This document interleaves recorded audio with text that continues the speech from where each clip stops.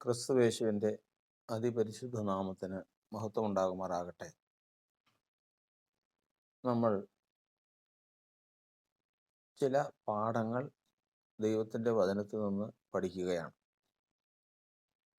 ഈ പാഠങ്ങൾ ഗലാത്യലേഖനം 5-ാം അധ്യായത്തിൻ്റെ 22-ാം വാക്യത്തിൽ എഴുതിയിരിക്കുന്നത് ആത്മാവിൻ്റെ ഫലങ്ങളോ സ്നേഹം, സന്തോഷം, സമാധാനം, ദീർഘക്ഷമ, ദയ, പരോപകാരം, ഇന്ദ്രിയജയം, അങ്ങനെ ഒരു 9 സ്വഭാവങ്ങൾ ആത്മാവിൻ്റെ ഫലങ്ങളായിട്ട് എഴുതിയിട്ടുണ്ട്. ഈ ആത്മാവിൻ്റെ ഫലങ്ങൾ എന്നാൽ ദൈവത്തിൻ്റെ സ്വഭാവമാണ്. ദൈവം എന്ന് പറയുന്നത് സ്വഭാവം തന്നെയാണ്. അതുകൊണ്ടാണ് ദൈവത്തിൻ്റെ ഏറ്റവും മുഖ്യമായ സ്വഭാവമാണ് സ്നേഹം. ദൈവം സ്നേഹമാകുന്നു. അപ്പോൾ ദൈവം തന്നെയാണ് ഈ സ്വഭാവങ്ങളും എന്നാണ് നമ്മൾ അതിൽ പഠിക്കുന്നത്. ഈ സ്വഭാവങ്ങൾ മുഴുവനും ഉൾക്കൊണ്ടിരിക്കുന്നത് പരിശുദ്ധാത്മാവിലാകുന്നു. അതുകൊണ്ട് പരിശുദ്ധാത്മാവ് ആരിലെങ്കിലും വസിച്ച് ആ ഫലം പുറപ്പെടുവിച്ചാൽ ദൈവത്തിൻ്റെ സ്വഭാവമാണ് അവരിൽ നിന്ന് പുറപ്പെടുന്നത്. അങ്ങനെ പരിശുദ്ധാത്മാവ് വസിച്ച് ദൈവത്തിൻ്റെ സ്വഭാവം ലോകത്തിൽ വെളിപ്പെടുത്താനാണ് ദൈവത്തിൻ്റെ സഭയെ കർത്താവ് ലോകത്തിലാക്കി വെച്ചിരിക്കുന്നത്.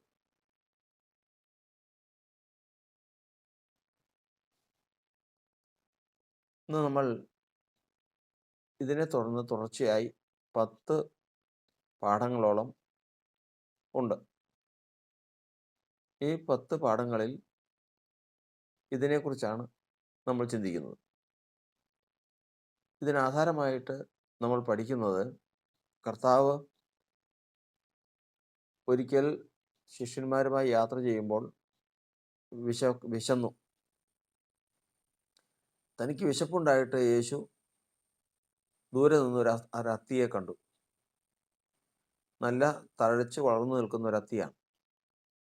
അതിലൊരു ഫലം കിട്ടും എന്ന് വിചാരിച്ച് അത്തിയുടെ അടുക്കൽ യേശു ചെന്നു. എന്നാൽ അതിൽ ഫലമുണ്ടായിരുന്നില്ല. കാരണം അത് അത്തിഫലം കായ്ക്കുന്ന കാലമായിരുന്നില്ല. എന്നാൽ യേശു ആ അത്തിയെ നോക്കി അത്തിയെ ശപിച്ചു. ഇനി നിന്നിൽ നിന്ന് ഒരു നാളും ആരും ഫലം അനുഭവിക്കാതെ പോകട്ടെ. തുടർന്ന് അവർ യാത്ര ചെയ്ത് തിരികെ വീണ്ടും ആ വഴി വരുമ്പോൾ ഈ അത്തി വേരോടെ ഉണങ്ങിപ്പോയിരിക്കുന്നതായിട്ട് പത്രോസ് കണ്ടു. പത്രോസ് പറഞ്ഞു, നീ ശപിച്ച വൃക്ഷം അത്തി ഉണങ്ങിപ്പോയി. എന്തുകൊണ്ടാണ് കാലമല്ലാത്ത കാലത്ത് യേശു അവിടെ ചെന്നത്, അവിടെ ഫലം അന്വേഷിച്ചത്? എന്തുകൊണ്ടാണ് ഫലം കിട്ടായികയാൽ അതിനെ ശപിച്ചത്?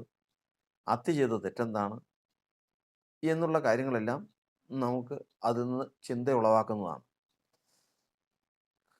അതിൻ്റെ വിശദീകരണത്തിനായിട്ട് നമ്മൾ പഠിക്കുന്നത് 1-ാമത്തെ സങ്കീർത്തനത്തിൽ ഇപ്രകാരം പറയുന്നു. ഒരു ഭക്തൻ എപ്രകാരമായിരിക്കണം എന്നുള്ളതിനെ സംബന്ധിച്ചിടത്തോളം അവൻ ആറ്റരികത്ത് നട്ടിരിക്കുന്നതും തക്കകാലത്ത് ഫലം കായ്ക്കുന്നതും ഇല വാടാത്തതുമായ വൃക്ഷം പോലെ ഇരിക്കും. അപ്പോൾ ഒരു ഭക്തനെ ഫലം കായ്ക്കുന്ന വൃക്ഷത്തോടും ആറ്റരികത്ത് നട്ടിരിക്കുന്ന വൃക്ഷത്തോടും ഇല വാടാത്തതുമായ വൃക്ഷത്തോടും ഉപമിച്ചിരിക്കുകയാണ്, താരതമ്യപ്പെടുത്തിയിരിക്കുകയാണ്. അപ്പോൾ ഭക്തൻ്റെ ജീവിതം അവിടെ ഈ 3 ഗുണങ്ങളോട് കൂടിയത് ആയിരിക്കും എന്ന് ദൈവത്തിൻ്റെ ആത്മാവ് രേഖപ്പെടുത്തിയിരിക്കുകയാണ്. ഭക്തൻ എന്ന് പറയുന്നത് ആത്മാവിൽ ആത്മീയ ദൃഷ്ടിയിൽ ദൈവം നട്ടിരിക്കുന്നത് വൃക്ഷമാണ്. അതിൽ കായ്ക്കുന്ന ഫലം എന്ന് പറയുന്നത് പരിശുദ്ധാത്മാവിൻ്റെ ഫലങ്ങളാണ്. അവിടെ അന്വേഷിച്ചു ചെല്ലുന്ന കൃഷിക്കാരൻ എന്ന് പറയുന്നത് കർത്താവാണ്. ഇങ്ങനെ കർത്താവ് ഒരു മനുഷ്യനെ തൻ്റെ സഭയിലേക്ക് കൂട്ടിവരുത്തി ഒരു വൃക്ഷത്തെ കൃഷിക്കാരൻ നടുന്നത് പോലെ സഭയിൽ നടുകയാണ്. നട്ടതിന് ശേഷം എബ്രായ ലേഖനത്തിൽ നമ്മൾ വായിക്കുന്നത് 5 കാര്യങ്ങൾ അവന് കൊടുക്കുന്നു. കൃഷിക്കാരൻ ഒരു വൃക്ഷത്തെ നട്ടു വളർത്തിയാൽ വെള്ളം കൊടുക്കുന്നു, വളം കൊടുക്കുന്നു, തടമെടുക്കുന്നു, സംരക്ഷണം ചെയ്യുന്നു മുതലായിട്ടുള്ള കാര്യങ്ങളെല്ലാം അത് ചെയ്തു കൊടുക്കുന്നത് പോലെ ദൈവം നട്ട മനുഷ്യനാകുന്ന ആത്മീയ വൃക്ഷത്തിന് ദൈവം കൊടുക്കുന്ന 5 കാര്യങ്ങളാണ് ഇവിടെ നമ്മൾ പഠിക്കുന്നത്. അതായത് തൻ്റെ ആത്മാവിനെ കൊടുക്കുന്നു, സത്യത്തെ വെളിപ്പെടുത്തി കൊടുക്കുന്നു, ദാനങ്ങളെ കൊടുക്കുന്നു, ആത്മാവിൻ്റെ ദാനങ്ങളെ കൊടുക്കുന്നു, ദൈവത്തിൻ്റെ നല്ല വചനത്തെ കൊടുക്കുന്നു, വരാനിരിക്കുന്ന ലോകത്തിൻ്റെ ശക്തിയെയും കൊടുക്കുന്നു. ഈ 5 കാര്യങ്ങൾ ഈ വൃക്ഷത്തിന്, ഈ മനുഷ്യന് കർത്താവ് കൊടുക്കുകയാണ്. ഇതിനുശേഷം ഇതിൽ നിന്ന് ഫലം കായ്ക്കേണ്ട സമയമാകുമ്പോഴേക്കും ഉടയവൻ വരികയാണ്. വരുമ്പോൾ ഈ മനുഷ്യനിൽ നിന്ന് ഉടയവൻ പ്രതീക്ഷിക്കുന്ന കാര്യങ്ങളാണ്. അവൻ ഫലം കായ്ക്കുന്ന വൃക്ഷമായിരിക്കണം, ഫലം കായ്ക്കണം. അവനിൽ നിന്ന് പുറപ്പെടേണ്ട ഫലം സ്നേഹം, സന്തോഷം എന്നിങ്ങനെ ആ 9 കാര്യങ്ങളായിരിക്കണം. ഈ 9 കാര്യങ്ങൾ, 9 ഫലങ്ങൾ അവനിൽ നിന്ന് പുറപ്പെട്ട് അത് ഫലമായിട്ട് വരുന്ന കർത്താവ് അംഗീകരിച്ചാൽ അവൻ അനുഗ്രഹം കൊടുക്കും. ആ അനുഗ്രഹം എന്നേക്കും സ്ഥിരമായിരിക്കും. അത് അവൻ്റെ ഭൗതികമായിട്ടും ആത്മീയമായിട്ടും അവൻ്റെ അനുഗ്രഹത്തിനുള്ളതാണ്. നിത്യത വരെയും അവന് അനുഗ്രഹം പ്രാപിപ്പാൻ ആ കർത്താവിൻ്റെ അംഗീകാരം മതിയാകും. ഇതാണ് നമ്മളീ പഠിക്കുന്ന വചനങ്ങളുടെ പൊരുൾ. അത് തുടർന്നുള്ള വചനങ്ങളിൽ ഓരോ ഭാഗത്തും സ്നേഹം, സന്തോഷം, സമാധാനം എന്ന് പറയുന്ന ഓരോ ഫലങ്ങളും ഏതെല്ലാം സന്ദർഭങ്ങളിൽ ആണ് ദൈവം അംഗീകരിച്ച് സാക്ഷ്യം കൽപ്പിക്കുന്നതെന്നുള്ളതാണ് ഇതിലെ മുഖ്യ വിഷയം. മറ്റൊന്ന്, 2 വശമുണ്ട്. അതായത് ഇങ്ങനെ ഉടയവൻ അന്വേഷിച്ചു വരുമ്പോൾ ഇതിൽ നിന്ന് ഫലം കിട്ടുന്ന വൃക്ഷങ്ങളുണ്ട്. അവരെ ദൈവത്തിന് ഫലം കായ്ക്കുന്നവരെന്ന് പറയുന്നു. എന്നാൽ ഫലം കൊടുക്കാത്ത വൃക്ഷങ്ങളുണ്ട്. ഫലം കൊടുക്കാതെ സ്നേഹത്തിന് പകരം ദ്വേഷം കൊടുക്കുന്നവരുണ്ട്,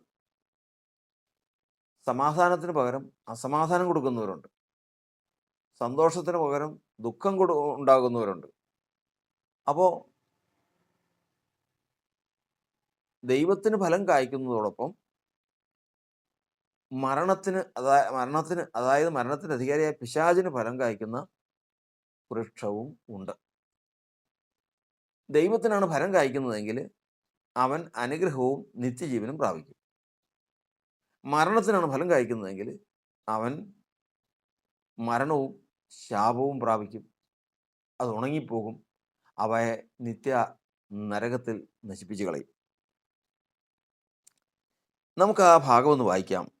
റോമാലേഖനം 7-ാം അധ്യായത്തിൻ്റെ 4-ാം വാക്യത്തിൽ, അതുകൊണ്ട് സഹോദരന്മാരെ, നാം ദൈവത്തിന് ഫലം കായ്ക്കുമാറ് മരിച്ചിട്ട് ഉയർത്തെഴുന്നേറ്റവനായ വേറൊരുവനാകേണ്ടതിന് നിങ്ങളും ക്രിസ്തുവിൻ്റെ ശരീരം മുഖാന്തരം ന്യായപ്രമാണ സംബന്ധമായി മരിച്ചിരിക്കുന്നു. അപ്പോൾ ദൈവത്തിന് ഫലം കായ്ക്കേണ്ടതിന് വേണ്ടി ക്രിസ്തുവിനോടുകൂടെ മരിച്ച് അടക്കപ്പെട്ട് ഉയർത്തെഴുന്നേറ്റ ദൈവത്തിൻ്റെ ജനത്തിൻ്റെ കാര്യമാണ് ഈ പറയുന്നത്. ഫലം കൊടുക്കുന്ന, ദൈവത്തിന് ഫലം കൊടുക്കുന്ന വൃക്ഷം. അടുത്തത് റോമാലേഖനം 7-ാം അധ്യായത്തിൻ്റെ 5-ാം വാക്യത്തിൽ, നാം ജഡത്തിലായിരുന്നപ്പോൾ ന്യായപ്രമാണത്താൽ ഉളവായ പാപരാഗങ്ങൾ മരണത്തിന് ഫലം കായ്ക്കത്തക്കവണ്ണം നമ്മുടെ അവയവങ്ങളിൽ വ്യാപരിച്ചു പോന്നു. അപ്പോൾ മരണത്തിനും ഫലം കായ്ക്കും. മരണമെന്ന് പറയുന്നത് അതിൻ്റെ അധികാരി പിശാചാണ്. അപ്പോൾ മരണത്തിൻ്റെ അധികാരി പിശാചിനും ഫലം കായ്ക്കും, ദൈവത്തിനും ഫലം കായ്ക്കും. പിശാചിനാണ് ഫലം കായ്ക്കുന്നതെങ്കിൽ അവൻ ശാപം പ്രാപിക്കും, അതുപോലെ തന്നെ മരണത്തിലും അവസാനിക്കും. ദൈവത്തിനാണ് ഫലം കായ്ക്കുന്നതെങ്കിൽ അനുഗ്രഹവും പ്രാപിക്കും, നിത്യജീവനെയും പ്രാപിക്കും. ഇത് ആണ് നമ്മൾ ഈ ചിന്തിക്കുന്ന പാഠങ്ങളിലെ മുഖ്യ വിഷയം. അതുകൊണ്ട് ദൈവത്തിന് ഫലം കായ്ക്കത്തക്കവണ്ണം മനുഷ്യൻ ഒരുങ്ങിയിരുന്ന് തക്ക സമയത്ത് തക്ക കാലത്ത് ഫലം പുറപ്പെടുവിക്കണം എന്നുള്ളതാണ് ഈ പാഠങ്ങളിൽ നിന്ന് നമ്മൾ ചിന്തിക്കുന്ന, ദൈവത്തിൻ്റെ ആത്മാവ് പഠിപ്പിക്കുന്ന ദൂതിനെ എടുത്ത് ചിന്തിക്കുന്നത്. നമുക്കെല്ലാവർക്കും അത് അനുഗ്രഹത്തിനും വിടുതലിനും കാരണമായി തീരട്ടെ. തുടർന്നുള്ള ഭാഗങ്ങൾ നമുക്ക് ശ്രദ്ധിക്കാം. ഓരോന്ന് നമ്മൾ അതിലേക്ക് അതിൽ നിന്ന് ഓരോ ഭാഗങ്ങളായിട്ട് നാം ചിന്തിച്ച് ദൈവത്തിൽ നിന്ന് പ്രാപിക്കുകയാണ്. ദൈവം നമ്മെ അനുഗ്രഹിക്കുമാറാകട്ടെ.